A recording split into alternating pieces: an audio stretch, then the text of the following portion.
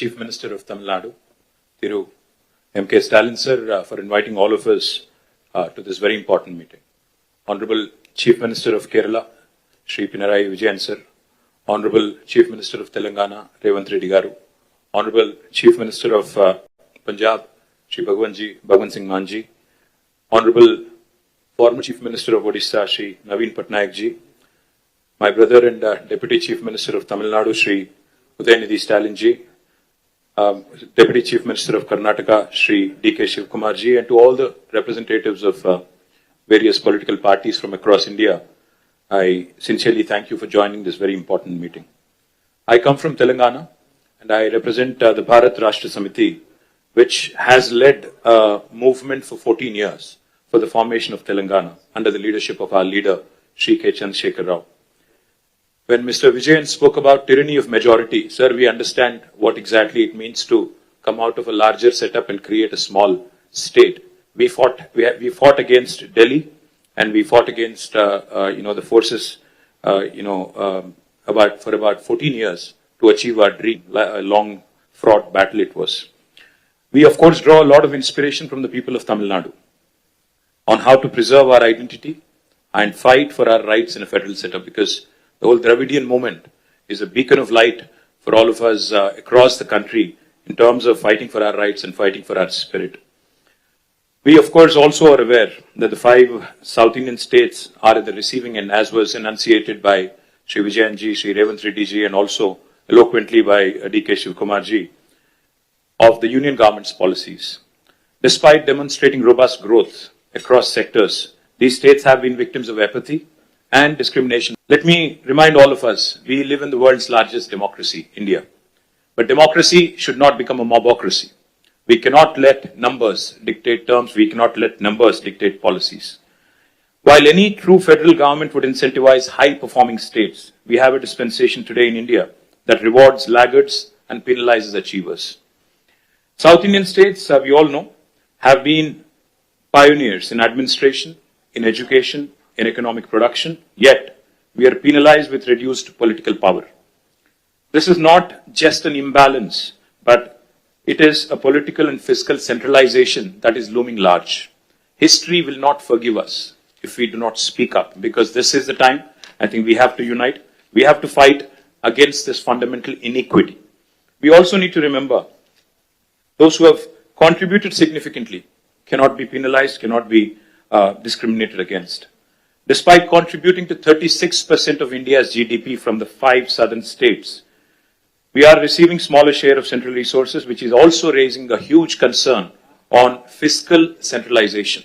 Delimitation will also create a situation where fiscal resources will also be centralized, much to the chagrin, much to the detriment of South Indian states. If we allow this to continue, I fear that as South Indian leaders, we will be doing a great disservice to our future generations. So history will not forgive us, let me repeat, if we do not speak up now. Discrimination against the South is not a new phenomenon. However, it has reached an alarming proportions in the last 1 decade. From forcible imposition of Hindi to projects like bullet trains only being confined to the northern part of India, Union government's initiatives are clearly clearly discriminating against the southern states. To make matters worse, the BJP-led Union government is now attempting to implement delimitation on basis of population, adding insult to injury. I'd like to begin by quoting a renowned jurist who once famously said, "A true federation does not allow any region to dominate another, nor does it permit the dilution of democratic representation based on transient factors." So if Lok Sabha seats are increased on population basis, it could prove detrimental not just to South India but also to our friends from Punjab. If not approached cautiously, if not approached with utmost caution, this could impact India's federal balance and heighten regional disparities. We all are Indians first, and then I think we have sub-regional identities, and we cannot have that be challenged. India is not a collection of administrative units. It is a pluralistic, ethno-linguistic union of states, where unlike any homogeneous composition like China or Russia, we certainly are not against money being given to lagging states or backward regions. But the fact is, we are not against money of central government going to some states, but we are against hegemony. We are against this superior feeling that, one region is above another. As we are all aware, as was mentioned by all the leaders here, the freeze on seat allocation happened in 1971 after the census. Then the South India effectively started controlling population. Of course, we all know the story. Now today, we are about 24%, as was pointed out by Telangana CM. But North, the percentage of population has increased, and my brother gave a very nice presentation on what will happen if we go on with the population basis. The only point I would like to make here, if seats are redistributed purely on pro rata population basis, states that have failed to control population will be rewarded, as was put eloquently by Vijayan sir. This is a perverse reward for somebody who has not performed and for somebody who has diligently followed the guidelines of Government of India. Punishing us with reduced representation is certainly discriminatory. India's democracy must be built on progress, governance and economic contribution, not just population. A fair system should reward progress and encourage development in lagging regions. If India has to become a superpower by 2047, 100 years after we achieved independence, we must empower those driving the growth, not silence them. We must empower those who have done well over the last 7 decades and not punish them. Why do we not trust the words of Union Home Minister who says it will be pro rata and nobody will lose representation? I'll give you a classic example of Telangana. When the new state of Telangana was formed in 2014, we were given a promise in the State Reorganization Commission that the delimitation exercise will be taken up in both Telangana and Andhra Pradesh, and the number of seats in Telangana would be raised, MLA seats, that is, assembly seats, from 119 to 153 in Telangana, from 175 to 225 in Andhra.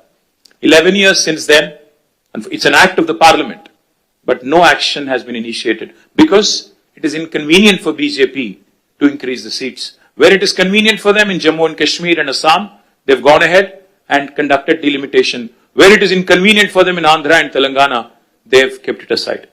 Why do we not trust them? Because, their action, their history speaks otherwise. Today, the union government has indulged in cesses. They've come out with cesses, a formula which basically deprives the states of devolution, of a rightful share in devolution. It's a constitutional right. Therefore, we have apprehensions. Therefore, we have a lot of doubts about the center's intentions. But I also would like to propose a few possible suggestions towards solutions. If the central government is determined to proceed with delimitation, I think as Stalin sir put it, fair delimitation is the ask. It should be fair, it should be just, and Dr. Baba Saheb, when he put these 3 words in constitution, I think he meant it for situations like this: equality, liberty, and fraternity. Now, if they would want to go ahead and do the delimitation because they have the numbers, then we have to ensure that the current proportion of each state remains as it is. If Tamil Nadu has about 39, is it? 39 and Telangana has 17 with increased numbers also, our percentage should also increase proportionately. And it should not come down, our voice should not come down.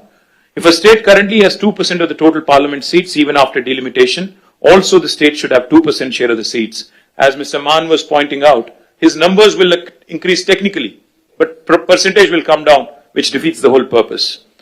The second suggestion could be, as some people are proposing, a permanent, freeze could be also brought in. We can say that 1971, the census could be the basis and there could be no further increase in the number of seats. Another alternative approach could be, again, this could be a radical solution. As one of my friends asked, what is the basis for Telangana CM's recommendation of 33%? I would say, if South India is contributing 36% to GDP, why don't you give us 36% of the voice in parliament? What is wrong? Why are you not rewarding those states that have performed exceptionally well in nation building? If nation building can happen by way of contribution from states, then why not reward those states that have done very well? Sir, I would only say fiscal contribution, I think, also has to be taken. It cannot just be population. No one can ignore, because since even D.K. Shivkumar Anna mentioned fiscal contribution, let me point out, Telangana is only 2.8% of India's population, but we contribute to 5.2% of India's GDP. We're literally punching double our weight.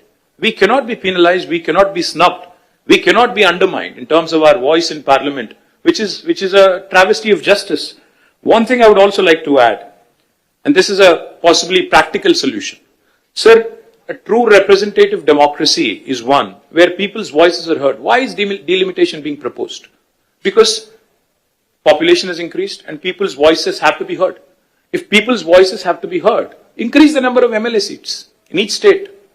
You go ahead, increase the number of MLA seats, because typically MLAs are the first port of call for people, not MPs. MPs only voice concerns on larger national policies in Parliament. But MLAs are the first port of call. So I would propose that the national government come forward, union government come forward with a proposal. In lieu of increased population across the country, let us increase number of assembly seats in each state so that people are having more access to their MLAs, more decentralized setup.